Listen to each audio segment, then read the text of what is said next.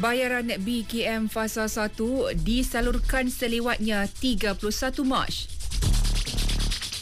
Lim Kit Siang bersara daripada politik. Assalamualaikum dan salam sejahtera. Saya Nizamiah Asikin Muhammad Zukni dalam Utama 1 tengah hari.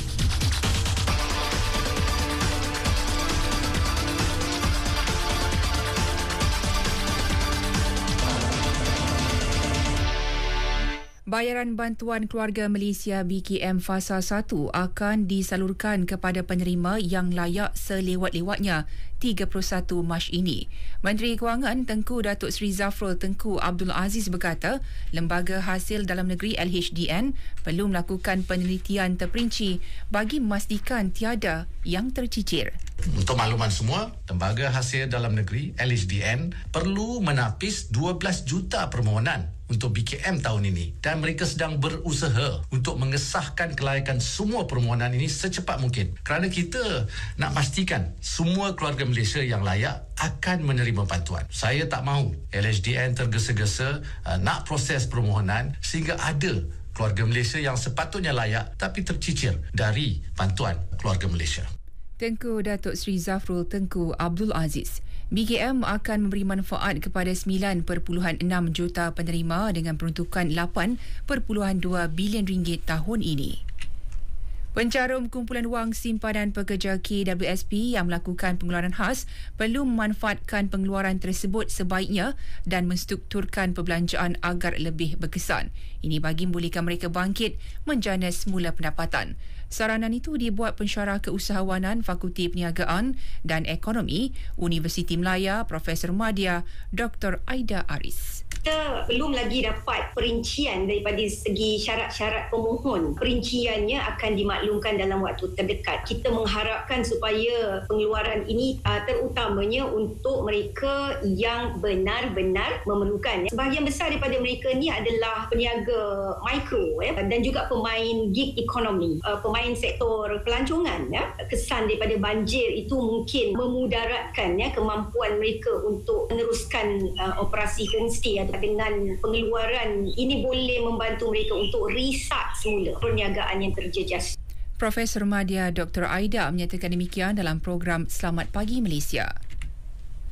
Tokoh veteran DAP Lim Kit Siang mengumumkan persaraan daripada arena politik sekaligus tidak akan bertanding dalam mana-mana pilihan raya umum akan datang. Ahli Parlimen Iskandar Puteri berusia 81 tahun itu berkata susulan itu beliau juga menarik diri daripada bertanding dalam pemilihan jawatan kuasa tertinggi pusat DAP hari ini. Lebih 15.44 juta individu atau 65.7% daripada populasi dewasa telah menerima dos penggalak COVID-19 setakat semalam.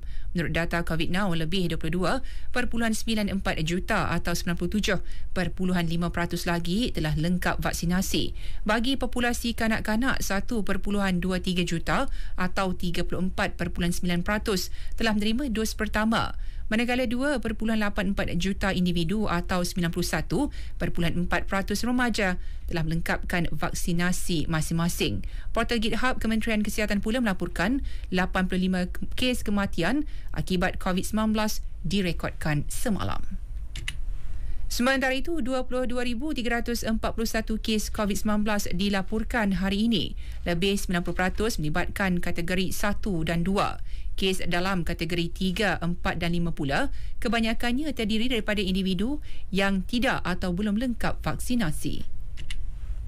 Pakej Peranti Siswa Keluarga Malaysia mempermudah proses pembelajaran seiring perkembangan pembelajaran digital. Perkara itu dinyatakan Pensyarah Fakulti Pengajian Pendidikan UPM Profesor Madya Dr. Wan Marzuki Wan Jaafar.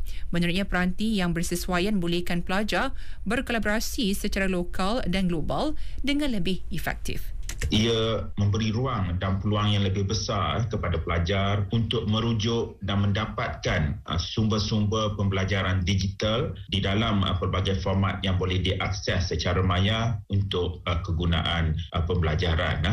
Dan inilah yang kita katakan bahawa pakej Peranti Siswa Keluarga Malaysia ini adalah satu usaha yang murni kerajaan di dalam memastikan tiada golongan yang tertinggal. Profesor Madya Dr. Wan Marzuki Wan Jaafar. Pakej Peranti Siswa Keluarga Malaysia merupakan inisiatif kerajaan dengan kerjasama syarikat telekomunikasi terpilih untuk membekalkan peranti kepada pelajar institusi pengajian tinggi dalam kalangan B40. Permohonan akan dibuka semula pertengahan bulan depan.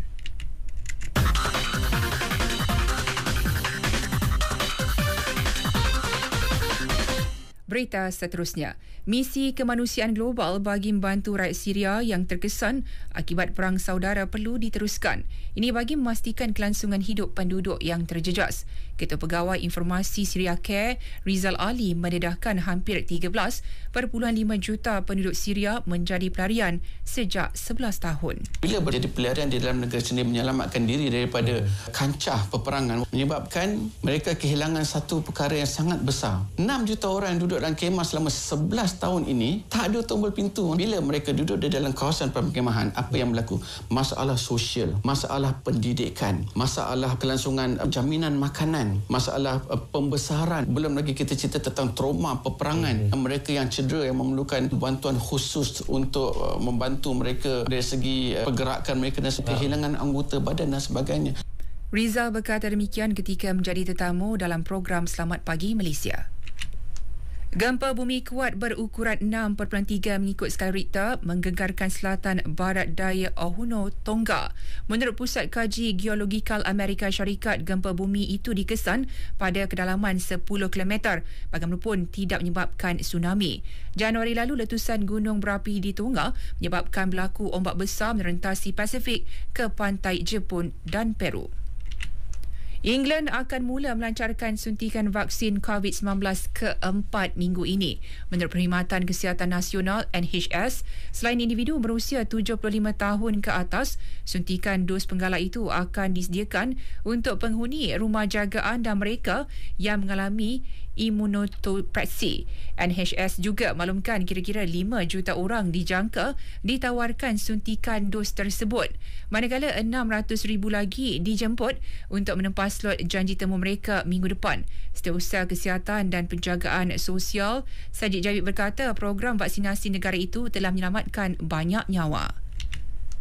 Australia akan menderma sekurang-kurangnya 70,000 tan arang batu bantuan ketenteraan dan kemanusiaan ke Ukraine. Demikian dimaklumkan Perdana Menteri Scott Morrison. Pengeluar arang batu Australia telah menerima permintaan tinggi dari negara-negara yang bergantung kepada Rusia bagi mendapatkan bekalan bahan api tersebut, termasuk Ukraine. Morrison dalam pada itu turut menyatakan pihaknya juga akan mengenakan sekatan lebih ketat ke atas ekspor bijih, aluminium dan bauksit ke Rusia. Langkah tersebut menurut beliau akan menghadkan kapasiti penghasilan aluminium yang merupakan ekspor kritikal Rusia.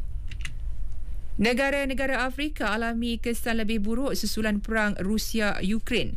Ia susulan negara-negara itu terpaksa membayar harga lebih tinggi untuk makanan asas seperti gandum selain berdepan kekurangan bekalan makanan tersebut.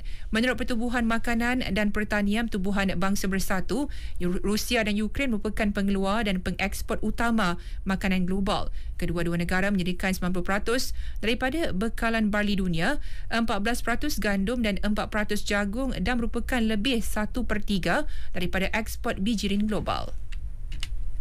Sukan badminton All England. Juara Olimpik Victor Axelsen mara ke perlawanan akhir perseorangan lelaki kali keempat berturut-turut selepas menewaskan Chao Tianchen dari Chinese Taipei dalam straight set semalam. Pilihan utama dari Denmark itu mengambil masa 48 minit untuk menewaskan pilihan keempat Chao 21-13 dan 21-15. Beliau bakal bertemu pemain India Lakshya Sen. Pemain berusia 20 tahun itu menyingkirkan juara bertahan Malaysia Lee Zijia 21-13, 12-21 dan 21-19. Sementara itu, dalam saingan separuh akhir wanita, juara Olimpik China Chen Yufei ditewaskan 11-21 dan 13-21 oleh juara dunia Akane Yamaguchi dari Jepun. Manakala pilihan utama Tai Ziying dari Chinese Taipei pula ditundukkan pemain Korea Selatan Eun So-young dengan keputusan 19-21 dan 13-21.